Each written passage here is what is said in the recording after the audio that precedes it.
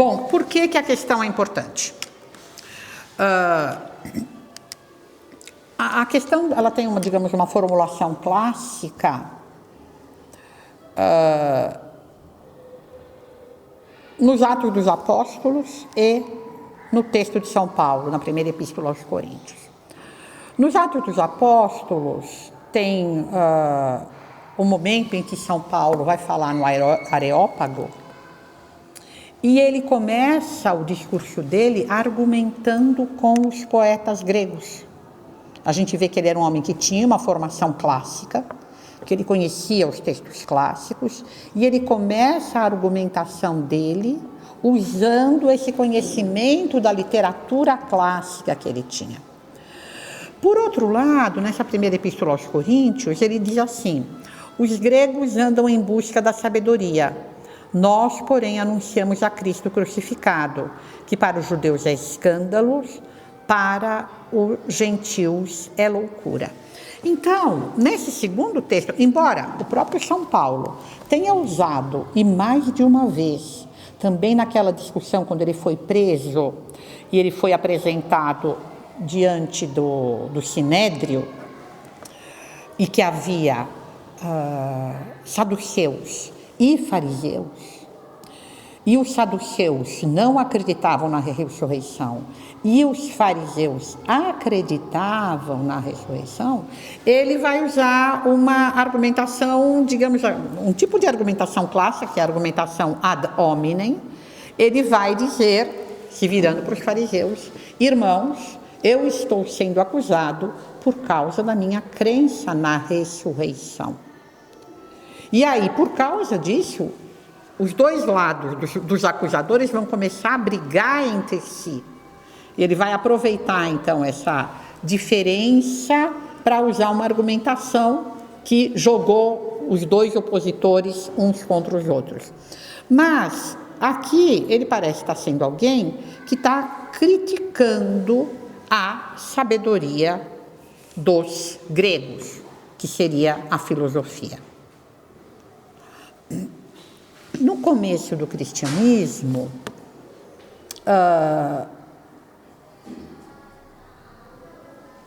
essa, digamos assim, oposição entre a fé e a razão vai sofrer uma influência das correntes gnósticas. Vocês sabem que assim que termina a perseguição física, a igreja vai ser sempre perseguida. A primeira perseguição que a igreja vai sofrer vai ser uma perseguição física, uma perseguição pela morte.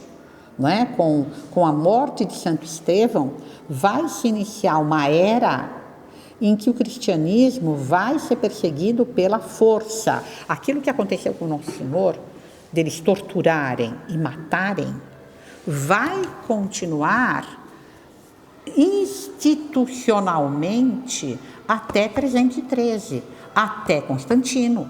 É assim que a igreja vai ser perseguida. Assim que acaba essa perseguição, começa um tipo novo de perseguição, que é qual? A perseguição doutrinária. Mas uma perseguição que, digamos assim, é interna.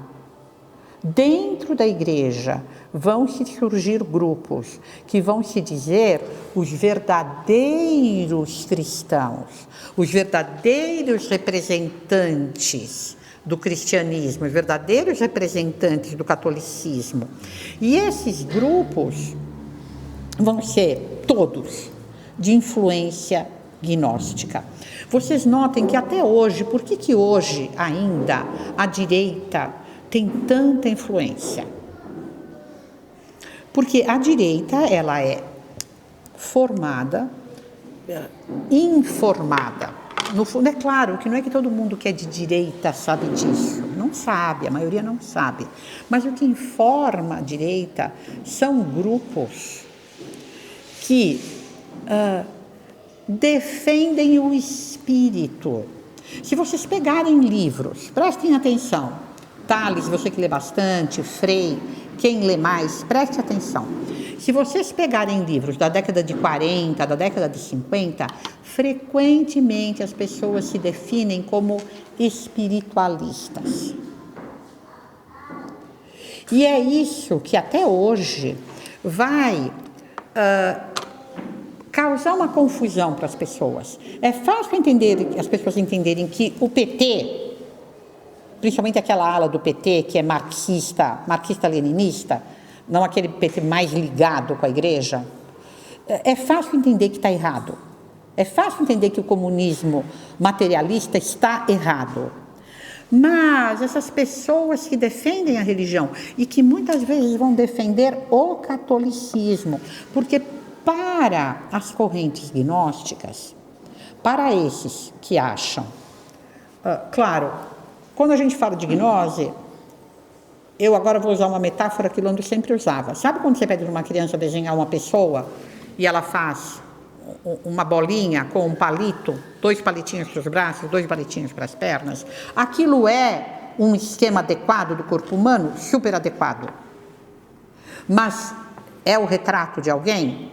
Não, não é. Então, agora eu estou falando da gnose desse jeito, eu estou dando esse esquema geral. O que é esse esquema geral? O esquema geral da gnose é sempre que, na verdade, o homem é divino. E muitas correntes, muitos desses grupos gnósticos dos primeiros tempos, o que eles vão dizer? Que era isso que Cristo estava ensinando, que o homem era divino. Que os fariseus também concordavam, isso é verdade. As seitas gnósticas, havia uma grande seita gnóstica dentro dos fariseus. Tem um livro muito interessante de um judeu convertido chamado Edelsheim. É um livro, acho que de 800, 900 páginas. Eu tenho físico e tenho também no Kindle. Chama-se Jesus the Messiah. Ele era um grande conhecedor de judaísmo e ele se converteu, não ao catolicismo, se converteu a uma seita protestante, talvez episcopalino, agora não me lembro bem, mas se converteu a uma seita protestante. Mas ele escreveu um livro, Jesus o Messias, e ele fala de todo o tempo de Nosso Senhor.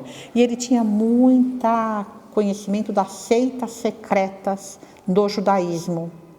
E ele comenta das lojas maçônicas, desculpe a palavra anacrônica, mas das lojas secretas em Jerusalém.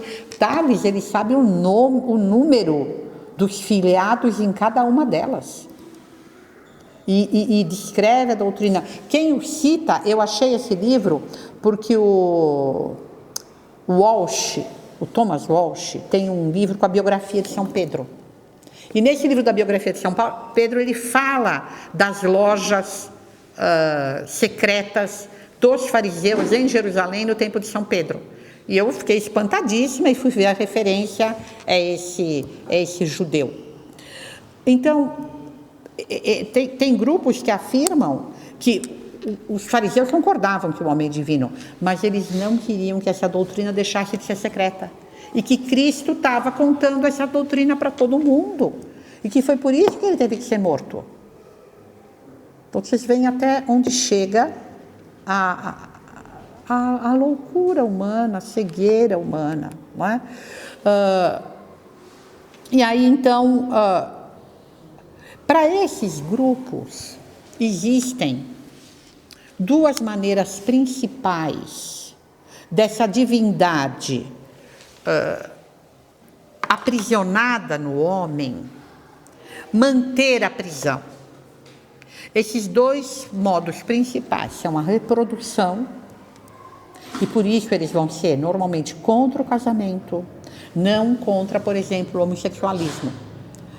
Esses grupos vão continuar. Tem um autor, Ladislau Mittner, que escreve sobre o romantismo, e ele dá uma metáfora muito interessante. Ele diz que a gnose é na história que nem um rio cársico, porque no Cárcio, ali na Europa Central, o terreno é muito calcário. Então acontece que um rio vem correndo e de repente o rio mergulha na terra. ele simplesmente desaparece, o rio some. Mas ele continua correndo por baixo da terra. E às vezes a quilômetros dali vai aparecer o rio inteiro, não é uma fonte, é o rio inteiro saindo debaixo da terra. Ele diz que a gnose é assim, que a gnose está sempre correndo, só que às vezes ela está correndo por cima, como no nosso tempo. A gnose, se você parar na porta de uma paróquia e perguntar, qualquer um vai te dizer que Deus mora em todo mundo. Todo mundo acredita nisso, é uma doutrina assim super espalhada. Sem falar das milhares de seitas que defendem isso mais explicitamente, é uma crença muito generalizada de que Deus habita em tudo e que Deus habita em todos e até cada vez mais que Deus habita em tudo. Tem cada vez mais gente disposta a achar que Deus habita nos cães também, que os pets... Claro, porque aí também tem uma influência gnóstica forte. Tem gente muito importante no mundo hoje, como o Peter Kreeft, que é um grande autor tomista, mas que diz que uma das coisas que ele discorda de São Tomás é que São Tomás diz que os animais não vão para o céu. Porque toda essa direita agora falando da direita do Peter Kreeft, que é também a direita do Tolkien, que é a direita do Lewis. O Lewis tem um livro muito interessante. Para quem se interessa por gnose na direita hoje, você já leu, Thales, a trilogia cósmica do Lewis? Então, você lembra que tem um momento que quando aquele professor que foi para Marte, foi para Vênus, está querendo explicar para o outro como é que são aqueles seres intermediários, porque essa gnose frequentemente acredita nisso, que entre Deus, os anjos e os homens, há seres intermediários, seres que ainda não são bem humanos, mas já são mais do que animais. No livro é cheio de seres assim, né? Nos livros do Tolkien também, sempre tem esses seres intermediários, alguns até meio vegetais. Sempre tem esses seres intermediários. A questão dos seres intermediários é super importante na gnose. Isso tem tudo a ver com as teorias supostamente científicas do evolucionismo. As origens filosóficas do evolucionismo vêm daí. Mas nesse livro, não sei se você vai lembrar, ele diz, quando ele está querendo explicar, ele fala: o mais parecido que eu tenho para explicar são os pets. Os pets seriam um pouco isso, algo que já é mais do que animal. Ainda não é bem humano, mas é mais do que animal. Na Alemanha, na década de 40 do século XX, nossa, como eu era uma criança que lia de tudo, era cheio de história de cachorro que era quase humano. Mas isso chegou até a televisão. Quando eu era menina, tinha o Rin-Tin-Tin, tinha a Lassie, era cheio de histórias de bichos. Tinha também um golfinho, que agora esqueci como se chamava, Flipper, mas era cheio de histórias de bichos que são quase humanos. Agora, então, uma das coisas para esses grupos que prende a divindade na matéria, e que por isso é ruim, porque o bom é libertar a divindade da matéria. Uma das coisas é a reprodução. Toda vez que nasce uma criança, é matéria que ficou presa. Outra coisa é a razão, porque é a razão que me faz entender o mundo, achar o mundo interessante, achar que o mundo é um lugar em que vale a pena estar. E para esses grupos, como a razão é ruim, uma coisa que é profundamente racional é o decálogo.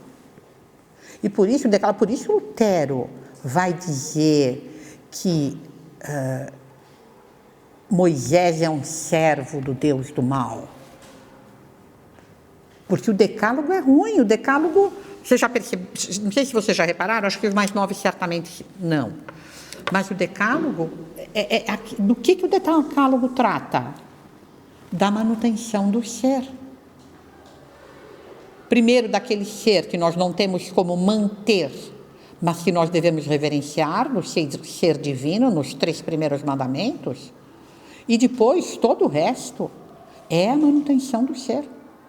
Não matar, não roubar, não mentir, é tudo para manter o ser sendo, para respeitar o ser.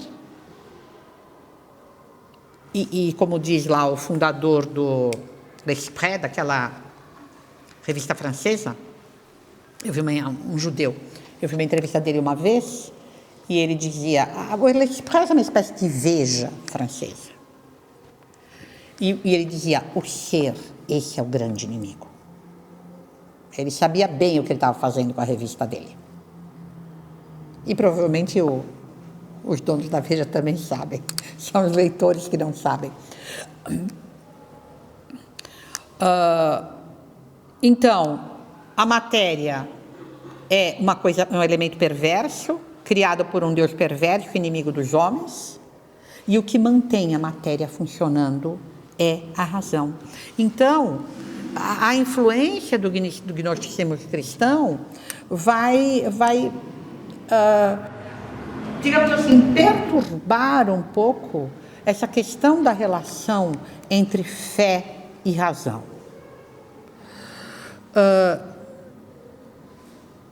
No final da Idade Média, houve toda uma discussão sobre isso, uma discussão grande.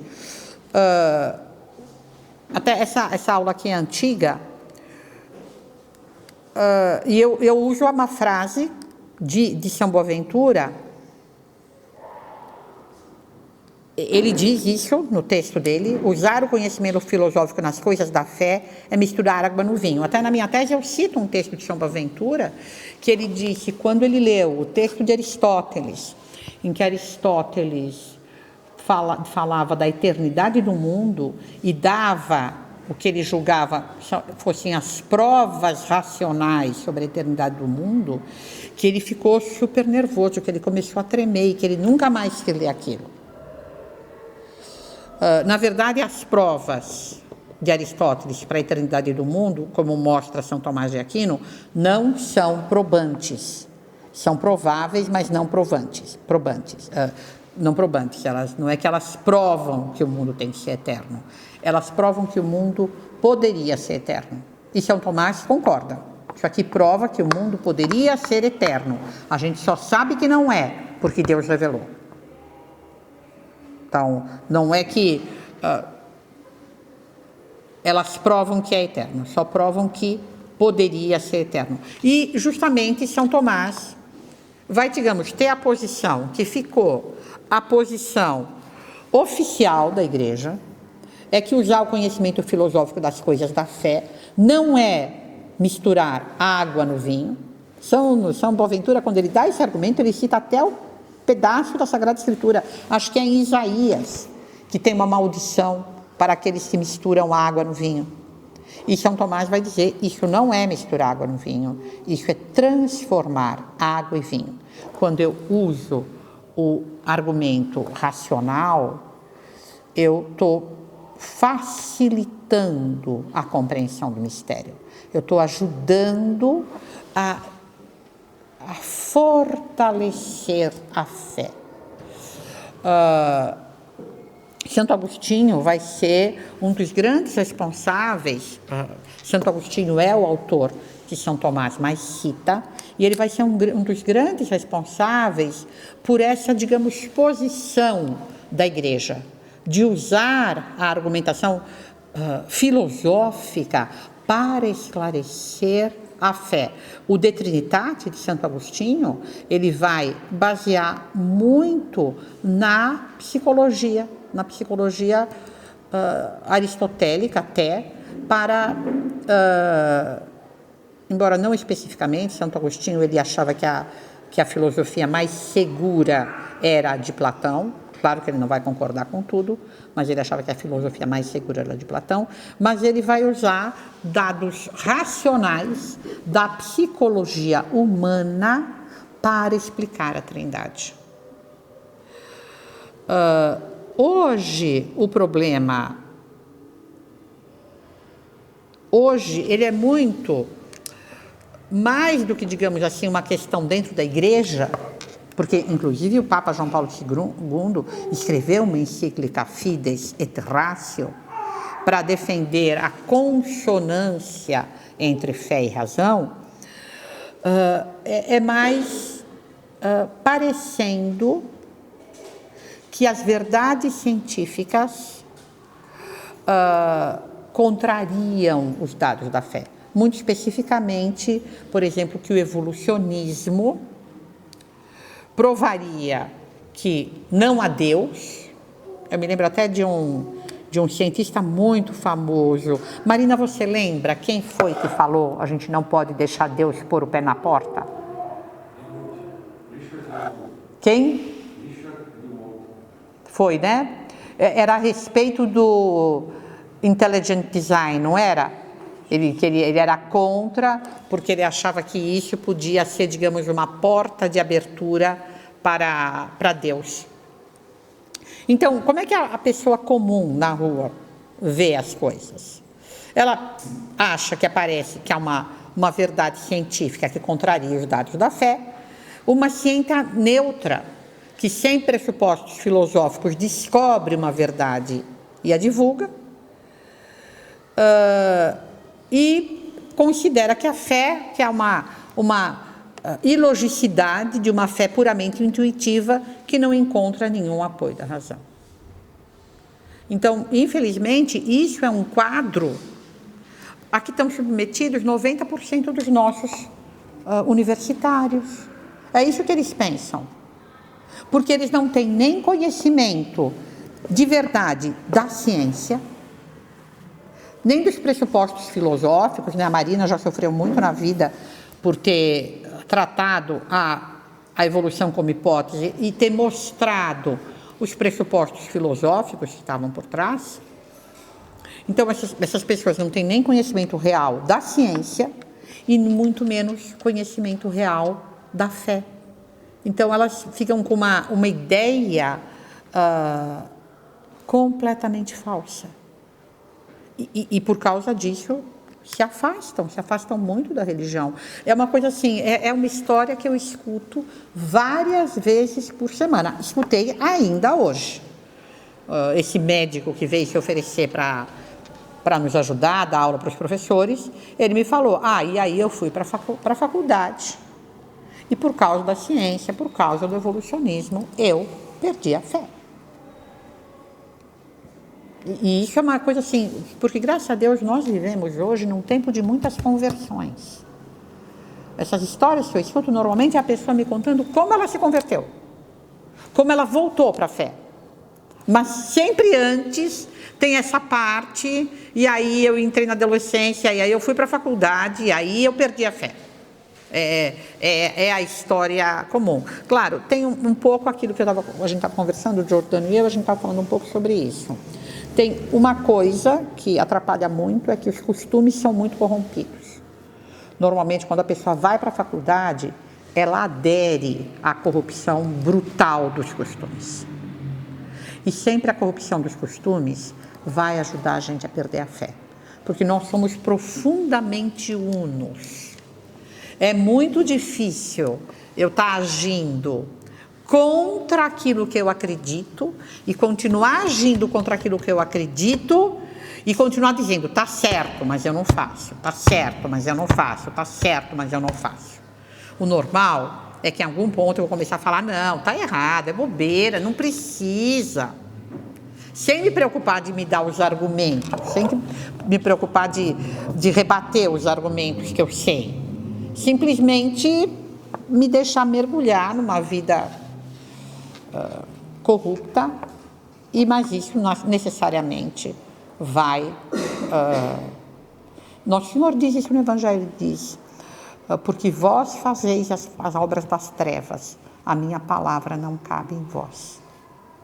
É assim, quando a gente opta por fazer as obras das trevas, a palavra de Deus deixa de caber na gente. Então tem também isso, com esse quadro de abandono da fé. Tem sim o desconhecimento da fé, porque infelizmente hoje nas igrejas não se catequiza mais, então as pessoas não sabem. Eu tive até uma prova essa semana. Publicaram um pedacinho de uma aula minha, eu nem sabia que aula era aquela. Agora alguém me contou que é uma aula sobre Fátima. A Carminho escreveu em algum lugar. Alguém perguntou onde está essa aula inteira e ela escreveu: essa aula é uma aula que está no congresso sobre Fátima, que a irmã Ana Maria deu, não sei quanto. Então eu fiquei sabendo que é lá. Mas não sei a respeito de quê, de alguma coisa que eu estava falando sobre Fátima, acho que das crianças. Eu explico aquela noção básica de que uma ofensa infinita precisa de uma reparação infinita, que o homem, não sendo infinito, não tinha como pagar a dívida infinita que ele adquiriu com o pecado. Eu dou essa explicação. Vocês precisam ver a quantidade de comentários e, assim, a alegria de muita gente falando: nossa, agora eu entendi por que Cristo se encarnou. Agora eu entendi, que bom. Teve até um homem que falou assim, coitado, ele falou assim: que teóloga maravilhosa, coitadinho, sabe, uma coisa assim, uma noção básica da fé, mas que quem aprendeu isso no catecismo? Eu não aprendi. E eu me lembro bem, assim, eu ainda fiz, olha que eu fiz catecismo antes do concílio. Eu fiz catecismo em 64, exatamente um ano antes do concílio. Foi a última vez que meu colégio preparou as crianças para o catecismo com 7 anos de idade. E eu aprendi com uma freira que acho que ensinou direitinho o catecismo, me parece. Mas eu me lembro do dia que o Lando explicou na aula, quando ele começou a dar cristianismo para a gente. Ele explicou isso. Meu Deus, foi uma revelação. Porque a gente não sabe nada. E eu estudei em colégio católico, depois eu fiz primeira comunhão com 7, quando eu estava com 12 ou 13, minha mãe me pôs na Perseverança. Depois eu entrei no grupo de jovens, eu não saí da igreja. E eu não sabia nada. Então tem esses dois lados: as pessoas não sabem nada da religião, elas não sabem nada da fé, elas não sabem nada da ciência também. Elas têm da ciência uma série de preconceitos. Não é? Ninguém leu a estrutura das revoluções científicas. E aí tem também essa questão da corrupção.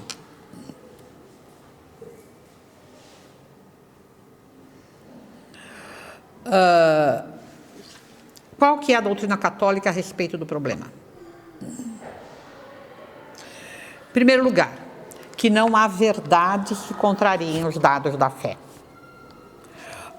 O que há são teorias e hipóteses, como o evolucionismo, não provados, ao contrário do que se diz. Não há provas reais. Um segundo dado: a ciência não é neutra. Ela parte sempre de pressupostos filosóficos anteriores. Uma ciência neutra não existe. Terceiro ponto: a fé é um obséquio racional. Isso quer dizer o quê? Obséquio racional. Que a fé, ela é um dobrar-se da razão? Sim. Eu tenho uma prova racional da Santíssima Trindade? Não, eu não tenho. Mas então por que é um obséquio racional? Porque a razão demonstra que é razoável aderir aos dados revelados, por várias razões: pela coerência interna, pelas consequências, pelos milagres. Tudo isso, todo esse conjunto de coisas é que me faz ver que é razoável crer. Por isso que Nosso Senhor mandava ensinar. Para que serve o ensino? Para mostrar a razoabilidade da crença. E Deus respeita muito a razão. Vocês veem que mesmo com São Tomé, Nosso Senhor vai repreendê-lo, porque ele tinha razão suficiente para crer. Ele sabia que ele estava falando com pessoas que não iam mentir a respeito de um caso tão grave. Se eles estavam dizendo que eles tinham visto o Messias de volta, ressuscitado, é porque eles tinham. Ele tinha razão suficiente. A gente, por menos, acredita que o pai da gente é pai da gente, não é verdade? A vida é toda feita de crença. Então, Nosso Senhor o repreende, mas manda ele vir e pôr a mão. Nosso Senhor quer dar a última prova racional para ele. Vem aqui, põe a mão. O que você precisa é pôr a mão? Então põe a mão. Nosso Senhor sempre procura dar. Vocês lembram, por exemplo, aquele caso que ele está num lugar que tem tanta gente que eles não conseguem trazer o paralítico, que está numa cama, e aí eles sobem em cima da casa, destelham a casa e fazem o homem descer na frente dele. E ele vai dizer: filho, tem confiança, teus pecados te são perdoados.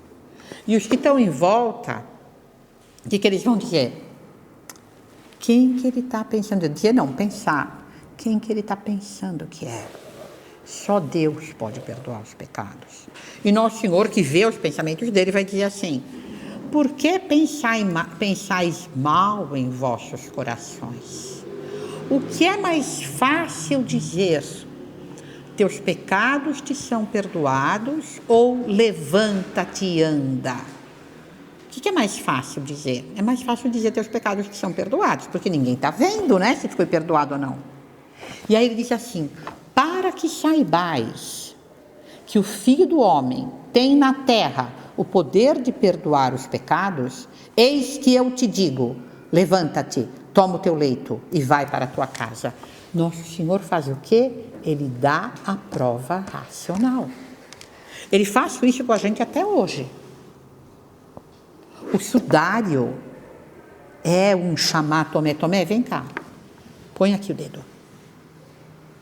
O sudário é muito isso. A imagem de Nossa Senhora em Guadalupe também.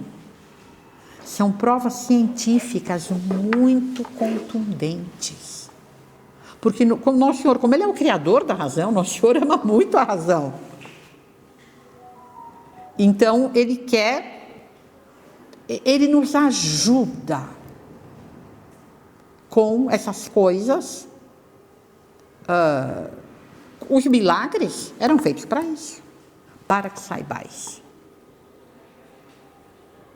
E até hoje ele continua nos ajudando para isso. A fé é um obséquio racional.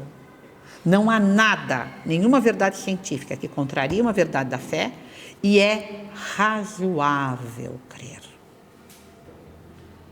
A gente vê também que quando se age conforme os preceitos divinos, as coisas funcionam, as coisas dão certo.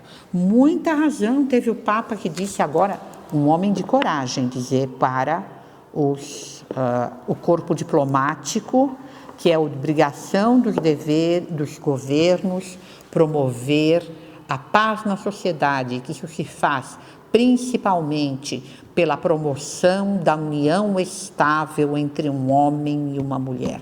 É uma grande verdade.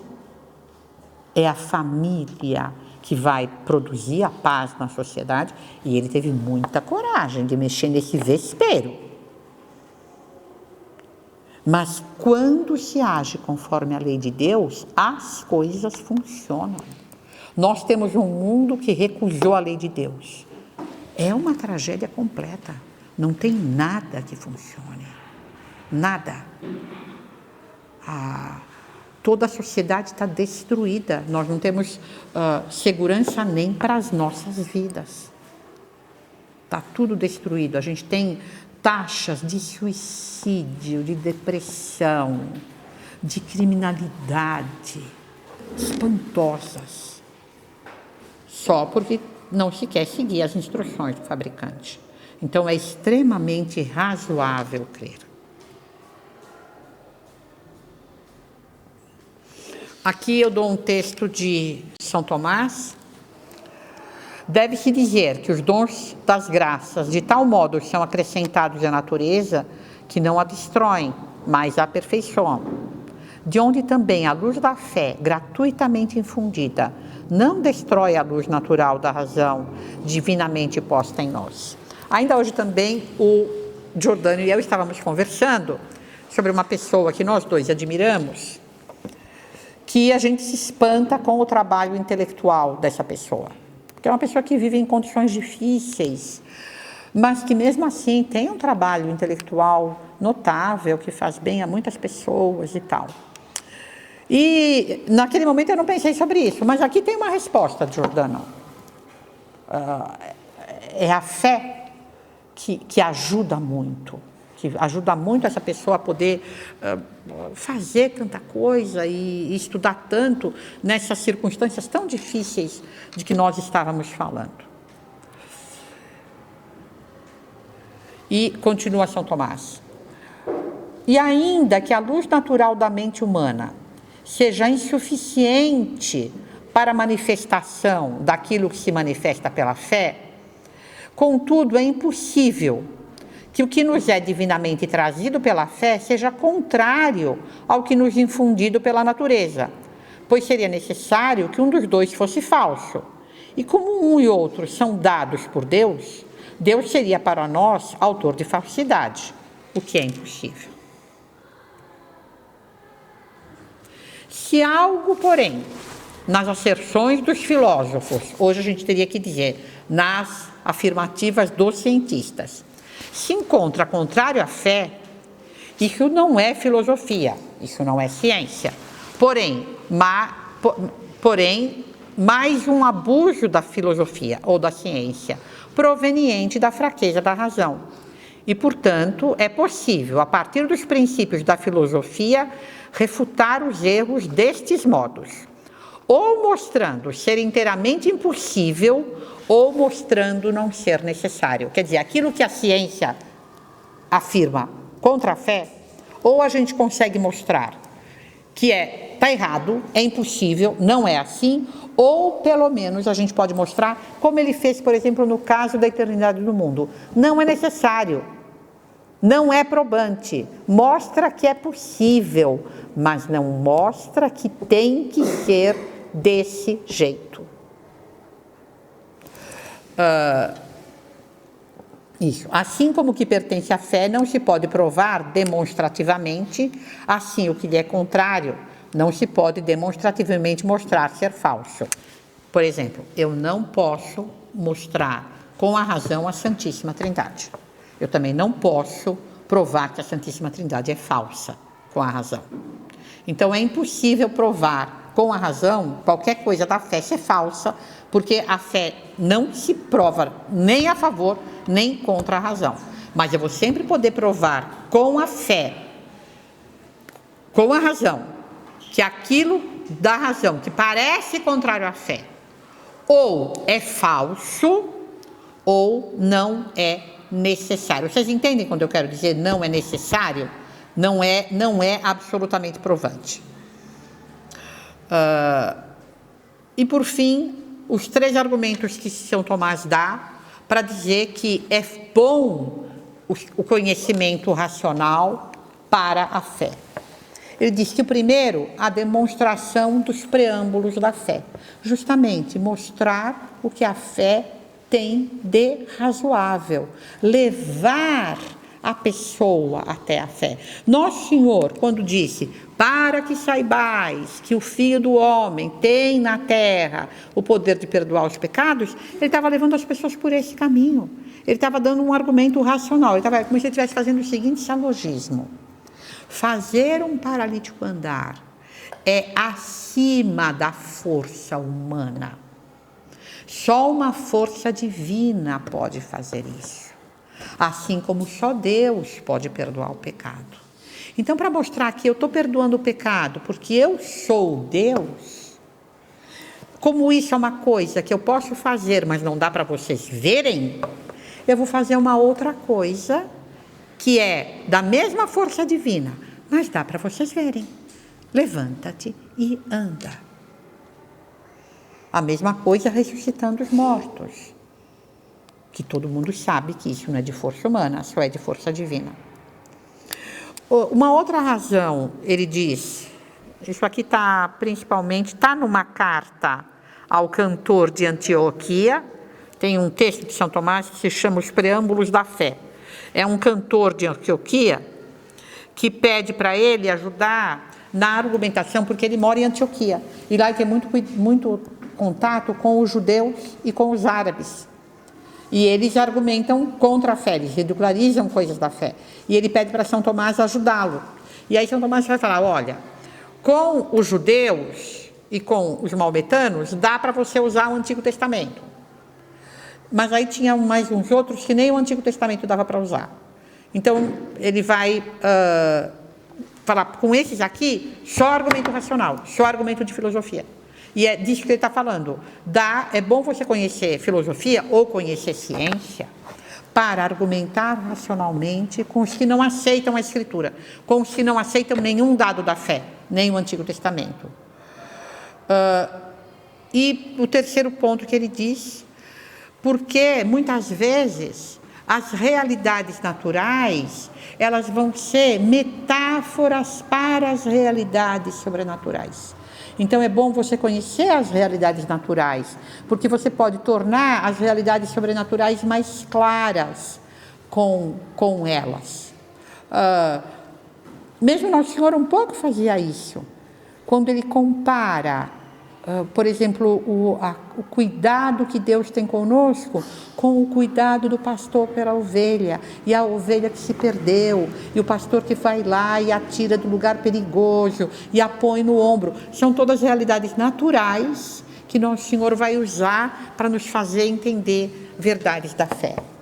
Então, Orlando, por exemplo, quando ele dava aula de São Tomás sobre se a desigualdade do mundo, se a desigualdade das coisas provém de Deus, ele usava, por exemplo, a ordem atômica para falar da desigualdade, ou a ordem celeste, argumentos que São Tomás não dá, porque São Tomás não tinha ideia do sistema solar ou da ordem atômica, mas que servem muito bem para mostrar como Deus fez tudo com desigualdade, como em tudo existe o superior e o subordinado, etc, etc. Em nome do Pai, do Filho e do Espírito Santo. Amém. Ave Maria, cheia de graça, o Senhor é convosco. Bendita sois vós entre as mulheres e bendito é o fruto do vosso ventre, Jesus. Santa Maria, Mãe de Deus, rogai por nós, pecadores, agora e na hora de nossa morte. Amém. Maria, auxílio dos cristãos. Em nome do Pai, do Filho e do Espírito Santo. Amém. Isso aqui não vale a pena publicar, né, Ângelo? Muito...